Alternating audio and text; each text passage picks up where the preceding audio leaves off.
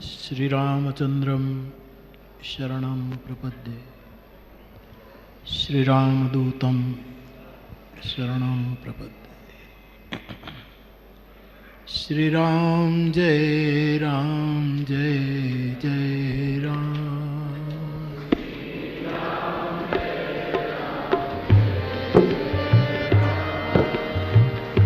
श्रीराम जय जय राम।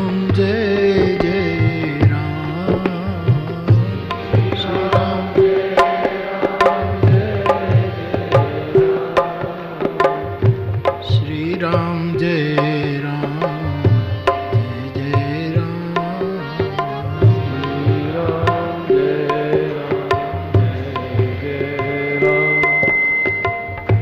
मंगल भवन अमंगल हारी। मंगल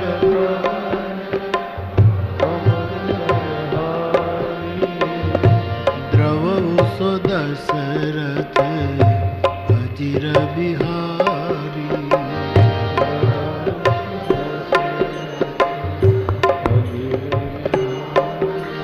श्री राम जय जय राम।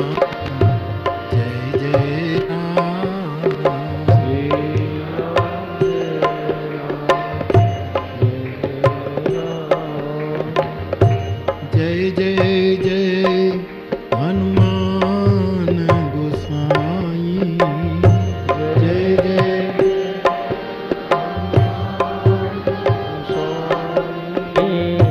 कृपा करो गुरुदेव की नाई।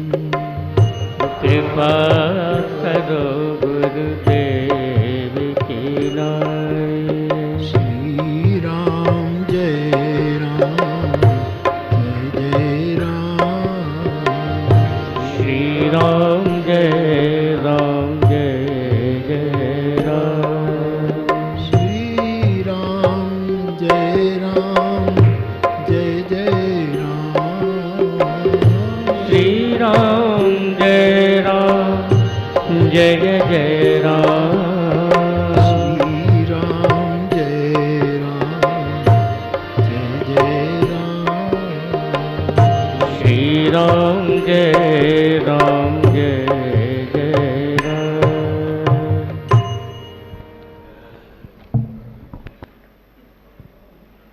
सबसे पहले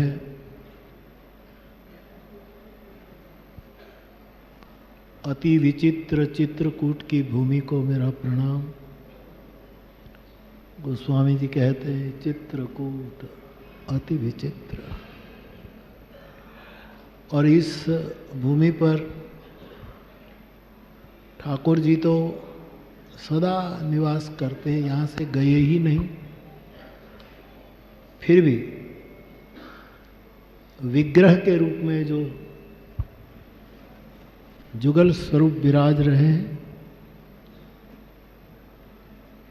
वहाँ प्रणाम करते हुए गुरुदेव सदगुरु भगवान रणछोड़दास जी बापू के चरणों में प्रणाम करते हुए, और जिसकी जन्म शताब्दी महोत्सव हम सब मना रहे हैं, ऐसे हमारे परम पूज्य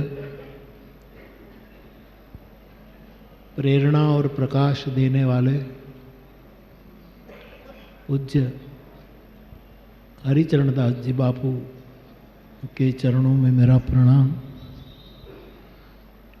मंच पर विराजित मेरे और हम सब के पूजनीय सभी पूज्य चरण, और इतनी बड़ी संख्या में जो संत दर्शन हो रहा है, ये सभी महापुरुषों के चरणों में मेरा प्रणाम। सद्गुरु सेवा संघ के जो हो गए, जो हैं, और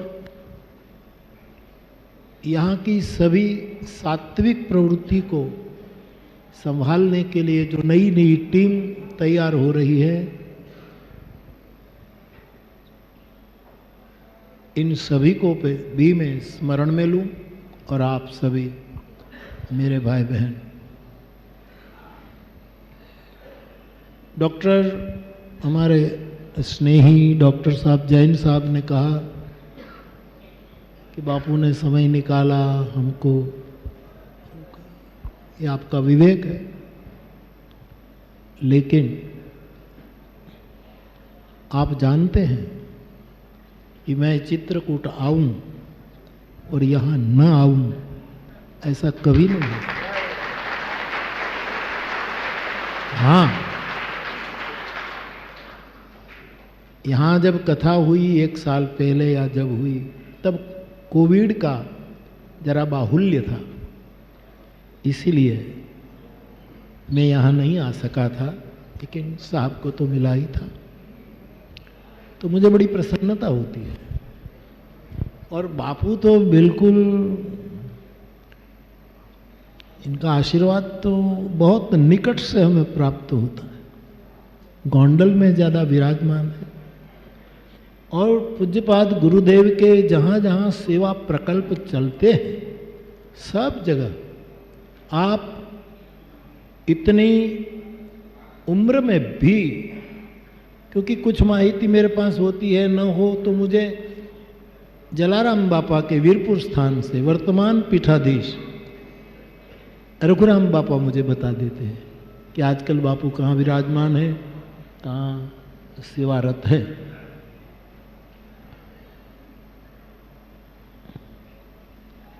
तो बापू को प्रणाम करने का अवसर मिलता हो, और आज का दिन में यहाँ आने वाला ही था, तो ये कोई शिष्टाचार की भाषा में मैं नहीं बोल रहा हूँ, सही में कहता हूँ कि मेरा ये सौभाग्य है कि मैं यहाँ आ सका, बापू को प्रणाम कर सका, इतने हमारे पूज्य चरणों में आपका सबके दर्शन हुए। रणछोड़दास जी बापू का हमने दर्शन तो नहीं किया, लेकिन उसकी जो सदप्रवृत्ति है, हमारे यहां हम कहते हैं सर्वजन सुखाय सर्वजन हिताय, जो सब अपने अपने सेवा करते हैं। हम जहाँ हमारे गांव में रहते हैं तलगा जरडा में, और हम तो गृहस्थ आश्रम में हैं, लेकिन हमने वहाँ एक छोटा सा चित्रकूट नाम रखा है स्थान का। तो इसी चित्रकूट की प्रेरणा से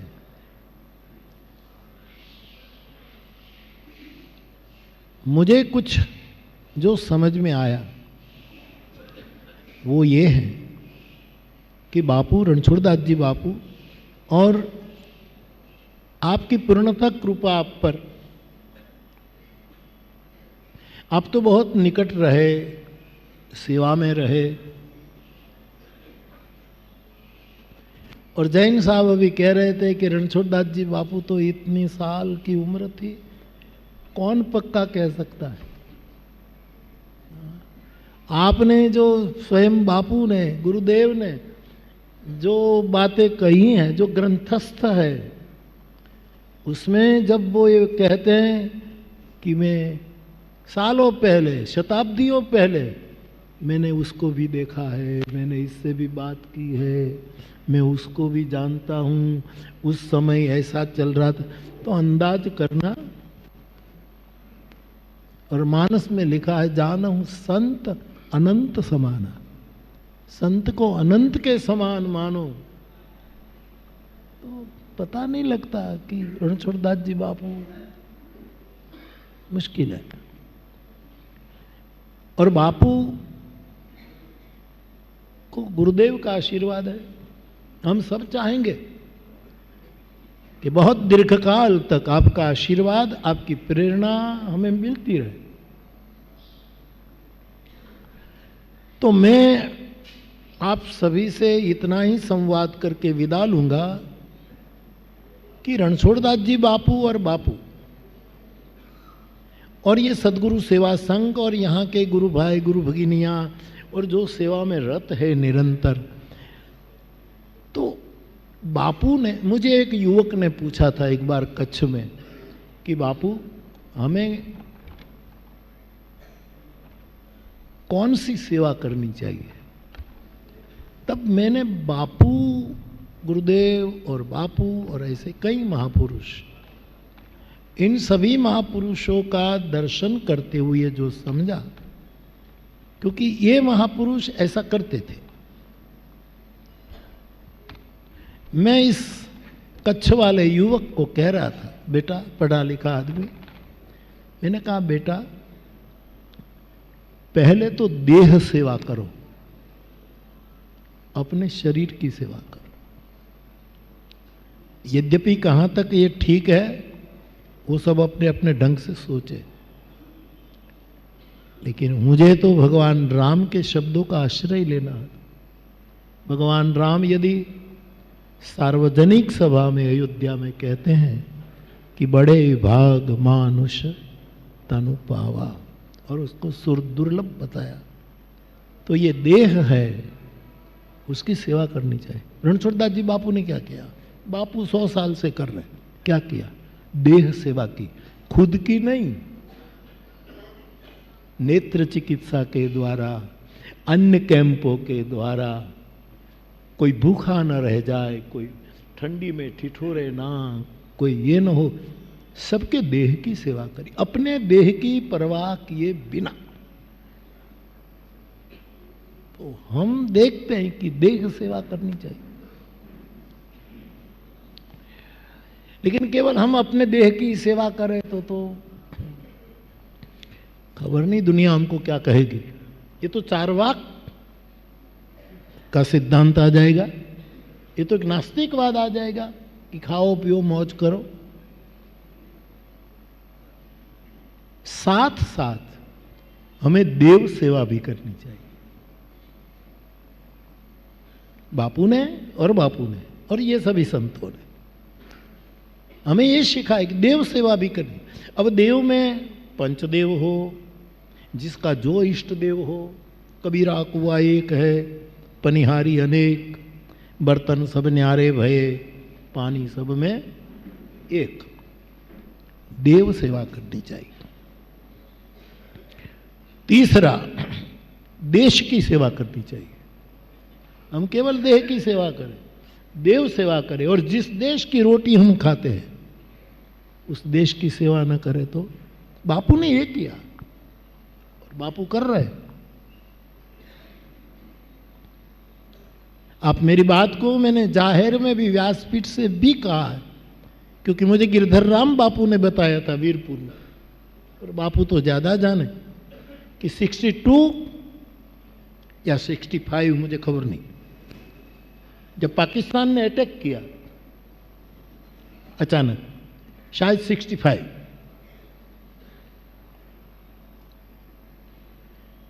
और ऐसी खुफिया एजेंसियों के द्वारा जब ऐसी खबर आने लगी कि शायद सोमनाथ पर ये लोग प्रहार करेंगे, ऐसी पक्की खुफिया एजेंसियों से बात आई थी, और रणछोड़दास जी बापू ने कहा मैं अकेला एक ड्राइवर को लेकर या किसी को साथ में लिया, मैं जहां कहूं वहां गाड़ी ले जाओ। और बापू निकल पड़े। सबको आश्चर्य हुआ कि बापू कहाँ ले जाएंगे, क्या है। और आज्ञा सम न सुसाहिब सेवा, मुझे खड़े रहकर बोलना था, लेकिन आज्ञा सम न सुसाहिब सेवा। बापू ने कहा बैठे बैठे बोल, बैठे बैठे बोल, हमको सब आदत है, बैठे बैठे बोले, नाचते नाचते बोले, आप करते। बापू सोमनाथ के समुद्र किनारे पहुंचे, साहेब और ड्राइवर गाड़ी को कहा कि आप गाड़ी लेकर चले जाओ, इतने बजे फिर आना। और कहते हैं मीन्स ये सच है कि समंदर के तट पर रणछोड़दास जी बापू घूमते रहे। किस लिए? देश सेवा के लिए। और जो खुफिया एजेंसियों के द्वारा गुप्तचर विभाग ने जो खबर दी थी कि करीब करीब इतने समय में ये हमला हो सकता है, और कहते हैं बापू पूरी रात समंदर के तट पर घूमते रहे और ये हमला टला। देह सेवा की हमें सिखाई, देव सेवा की और देश सेवा की। चौथी वस्तु, आदमी को अपने दिल की भी सेवा करनी चाहिए। जो लोग दिल की सेवा नहीं करते हैं, उसके दिल की सेवा डॉक्टर करते हैं। हम स्वयं अपने दिल की सेवा कर लेते तो डॉक्टरों को कष्ट नहीं उठाना पड़ता। दिल की सेवा। बापू का शरीर कितना दुबला पतला, बापू को हमने सालों पहले भी दर्शन किए, आज तो शतायु है तो कितना, लेकिन अभी भी दिल कितना मजबूत है। दिल सेवा करना मानी क्या करना? अमृतांजन लगाते रहना, नीलगिरी ऑयल लगाते रहना, कोई सिरप पीते रहना कि पूज्यपाद रामदेव जी बाबा जो योगा कराते हैं, वो जो कराते हैं वो करना, ये तो सब है ही। दिल की सेवा, पूर्णतः दिल की सेवा तभी मानी जाए कि ये दिल दिलदार को दे दिया जाए, और दिलदार हैं भगवान राम। इसको इष्टदेव की सेवा, राम की सेवा, और दिलदार को दिया जाए, एर गैर को नहीं दिया जाए।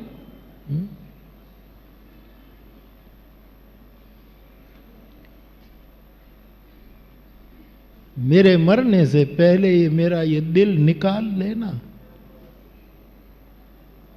कहां पहुंची? तो ऐसे महापुरुषों का, उसकी जन्म शताब्दी, ये तो हमें करना ही चाहिए। लेकिन हम ऐसे महापुरुषों के ने जो करके दिखाया, केवल उच्चारण करके नहीं, आचरण में दिखा दिया, ऐसे महापुरुषों से सीख करके, और सजल जिस नदी का मूल होता है, जिसका मूल सजल नहीं होता, वो वर्षा के बाद सूख जाती है। आप कल्पना करो, मैं इतने सालों से इस स्थान का साक्षी हूं, और गुरुदेव की साधना और आप जैसे संतों की निरंतर साधना के कारण अभी भी सदगुरु सेवा संघ की सरिता सजल है, सुखी नहीं है साहब, मंद नहीं हुई है। ये जैन साहब इतनी सालों से एवा नेवा देखाय છે, કાંઈ ફરક નથી પડ્યો। खबर नहीं શું खाए છે, શું पीवे છે, क्या खाते हैं। सबको जरा राज बता दो तो सब भी ऐसे रहे। गुरुदेव की सेवा में लगे हैं सब। रणछोड़ शेठ जी अरविंद मफतलाल साहब, जो बापू के सब प्रकार से समर्पित रहे, ठीक है। महुआ में 1008 राम कथा थी। हम हाउसिंग बोर्ड के एक छोटे मकान में रहते थे साहब। 26 LIG हमारे घर का नंबर था। 26 नंबर का एक कमरा, एक बैठक रूम, एक किचन, एक आगे थोड़ा आंगन, इसमें मेरा झूला। 26 LIG लोअर इनकम लोगों का ये हाउसिंग बोर्ड का। बापू की प्रेरणा से, सदगुरुदेव की प्रेरणा से ऐसे महापुरुषों की प्रेरणा। और ये 1008 कथा महुआ में हुई बाबू, इससे पहले गोंडल की कथा थी, पहले वहां कथा थी, वो भगवत सिंह जी हाई स्कूल के कंपाउंड में या कहां, और उसके बाद तुरंत हमने महुआ में कथा की। तो शेठ जी स्वयं आए थे और हमारे हाउसिंग बोर्ड के एक छोटे से कमरे में आकर बैठे। उसने कहा बापू की कृपा से, बापू की प्रेरणा से हम आए हैं, और बापू कोई सेवा हो तो बताइए, ऐसा कहा। जय सुखराम बापा बैठे थे मेरे पास, गिरधर राम बापा महुआ में जहाँ निवास था वहीं थे। तो हमने कहा कि शेठ जी हम धन्यवाद व्यक्त करते हैं, लेकिन सब सेवा हो चुकी है। आप आए, आपने ये जो अपना भाव पेश किया, ये सबसे बड़ी सेवा है, बाकी सब सेवा हो गई है। मैं ये घटना इसलिए, क्योंकि आपने जो शब्द यूज किया था वो ये था कि सदगुरुदेव ने मुझे प्रेरणा की है। अब सदगुरु के आश्रित झूठ तो नहीं बोलेंगे, सदगुरु के आश्रित झूठ बोले तो सदगुरु का सबसे बड़ा अपमान है। मैं आज सुबह कथा में भी कहता, ये संतों के लिए नहीं, और लोग बैठे, कि जिंदगी में एक स्थान ऐसा रखना कि वहां कभी झूठ नहीं बोलना, कहीं भी झूठ नहीं बोलना। लेकिन कम से कम हम संसारी लोग, लेकिन एक जगह इसमें, ये जगह भी बता दूं, और वो है गुरुस्थान। झूठ लगते तो मैं, अरविंद भाई शेठ झूठ बोले ऐसा तो नहीं कह सकता। मुझे अच्छा लगा कि सदगुरु पर कही। अब उसने कैसे संकेत हुआ होगा, क्या हुआ होगा, लेकिन उसने मुझे आकर एक कहा था कि आप तो किसी को कहते नहीं, इतनी बड़ी कथा है, कुछ सेवा, वो विवेक से बोले। हमने कहा सेवा तो ऑलरेडी हो गई है, आप पधारे। तो महापुरुष किसको कैसे कैसे संकेत करते हैं, कैसे कैसे प्रेरणा करते हैं, ये मैं आपको कहना चाहता था। तो महापुरुषों की प्रेरणा से, उसके जीवन से आओ हम देह सेवा करें, थोड़ी अपने देह की भी सेवा करें, ठीक रखें, लेकिन ठीक रहे हुए देह से सभी देहवादियों की सेवा करें। कोई बीमार न हो, कोई, कितना बड़ा नेत्र चिकित्सा यज्ञ, मुझे खबर नहीं कि इतनी बड़ी मात्रा में कहीं नेत्र यज्ञ होता। गजब है। तो ये देह सेवा और इष्ट देव की सेवा, सीताराम जी की ये देव सेवा, देश सेवा, कि राष्ट्र पर जब जब खतरा आया तो टालने के लिए बापू कार्यरत रहे। दिल सेवा, अथवा तो यूं कहूं कि दिल से सेवा करना, ऊपर ऊपर नहीं, दिल से करना।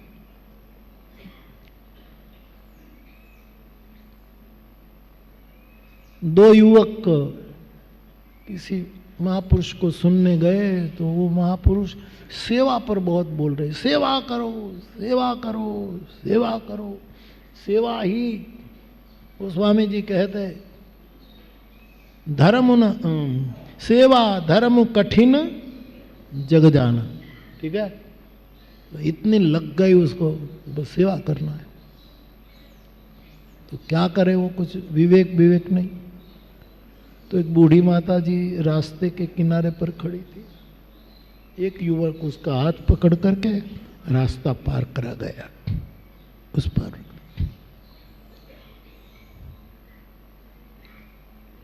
शाम को जब इस धर्म पुरुष के पास गए कि बाबा आपका उपदेश हमने ग्रहण किया, सेवा करो सेवा, हमने दोनों ने आज बहुत सेवा की। बोले कौन सी सेवा की? एक बूढ़ी माता को रास्ता पार।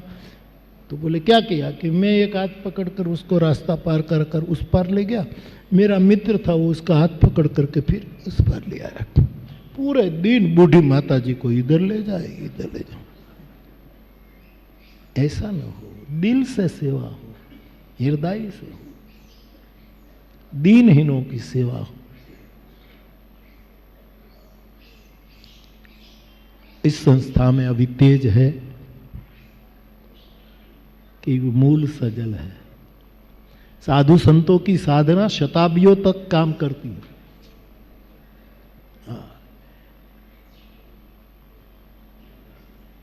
हमारे लिए, संसार के लिए ये सेवा और सिमरन की ये साधना चल रही है। हम उनसे प्रेरणा ले, मैं आ सका उसकी मुझे बहुत खुशी है।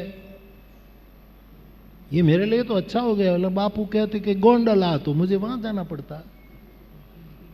आज्ञा तो नहीं तोड़ सकते, फिर उधर तो थोड़ा करते और कहते कि बाबा तो वहां जाना पड़ता। यहाँ अवसर मिल गया कि मैं शताब्दी में आपको प्रणाम करने के लिए, और ये मुझे खबर नहीं, ये मुझे बहुत अच्छा लगता है। ये साधु संत इतने बैठे हो ना, ये रूप बहुत, ये झांकी बहुत अच्छी है, बहुत सुंदर। संत दरस जिमे पात कटारी, इतना आनंद हुआ। आप सबने हमें मौका दिया। मैं पुनः पुनः पूरे मंच को प्रणाम करता हूँ, गुरुदेव को, ठाकुर जी को प्रणाम करता हूँ। और यहाँ का जो कार्यक्रम हो वो ऐसे ही चालू रहे, सब शिस्त बनाए रखे। मुझे जाना है, एक दो पहले से जो मैंने समय दिया है, इसीलिए तो आप सब बैठे रहें। जो अगला कार्यक्रम हो वो ऐसे ही चालू। पुनः एक बार सभी संतों को मेरा प्रणाम। जय सिया राम।